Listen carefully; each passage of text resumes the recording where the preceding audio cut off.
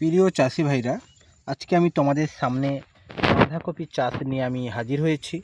এখন শীতকালীন একটা জনপ্রিয় চাষ হচ্ছে বাঁধাকপির চাষ। চাষি ভাই খুব সুন্দরভাবে জমিতে চাষ করেছেন। তো বাঁধাকপিগুলো খুব বড় হয়ে গেছে।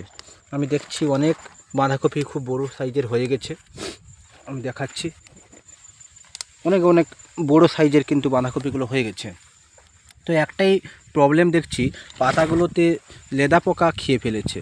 তো এই লেদা পোকার জন্য আপনারা পোলার, চিতা, বিভিন্ন মার্কেটে ওষুধ আছে, আপনারা নিয়ে এসে ব্যবহার করুন, দেখবেন এই পোকাগুলো আর থাকবে না। তো চাষি ভাই কিন্তু জমিতে জলসেচও করেছে, তো তার জন্য গাছগুলো খুব দ্রুত বড় হয়ে যাবে। এবার খুব জল পাওয়ার ফলে বাঁধাগুলোর সাইজও খুব বড় হয়ে যাবে। তো মার্কেটে এখন খুব ভালো একটা বাজারজাত দাম আছে। আপনারাও এইভাবে পরিচর্যা করে চাষি ভাইয়ের মতন লাভবান হন, আমরা চাই। তো সবাই ভালো থাকবেন, আর ভালো লাগলে লাইক, কমেন্ট, শেয়ারও করবেন।